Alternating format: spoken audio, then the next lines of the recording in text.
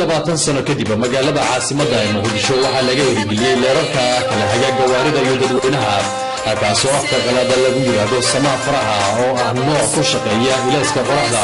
leerarkani Samafaro ayaa maanta waxaa laga hirgeliyay wadada taariikhiga ah ee Hawatako waxaana wadadaasi lagu arkayay dadweyne aad u badan oo isugu soo baxay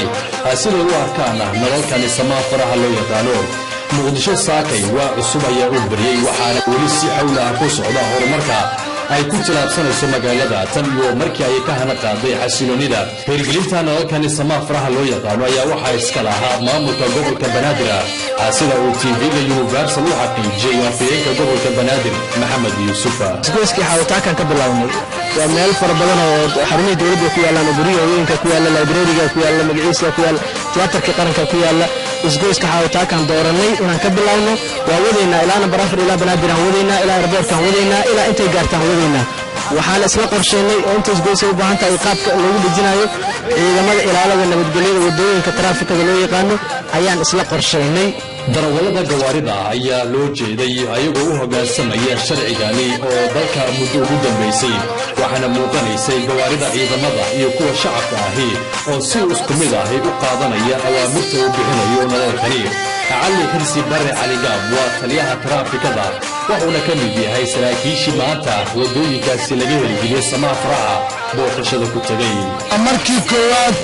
دوري لباتن سنو ودب لو سوعليي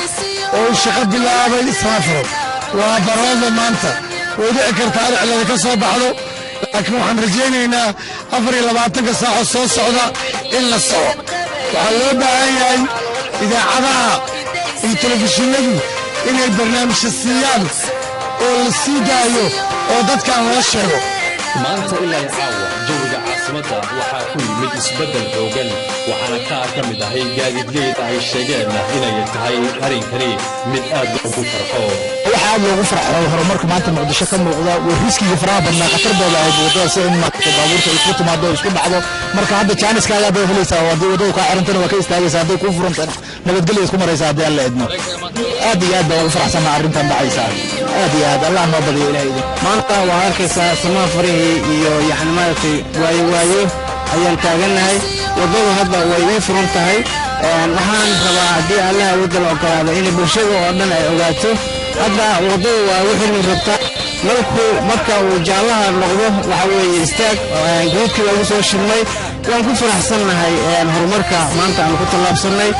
wixii insha Allah waxa ku dareena madaxtooy ilaa marka waa soconayna dadaal weyn baan haynaa inkastoo dadkii baabuurtii kasoo dhibaateyn jirtay laakiin insha Allah waa la qabanaya maanta waxaan aragnaa dadweynihii ayaa waxa soo samaysay iidoo kale dadweynihi shaqeynaya baabuurta kala celinaya oo leh Samafaro fiiri istaag hadda waa farxad weyn Mogadisho iyo labaatan sano ayay qasneeyay balse haatan waxa muuqanaysa in isbedel dhinaca nolosha oo ay barbar socoto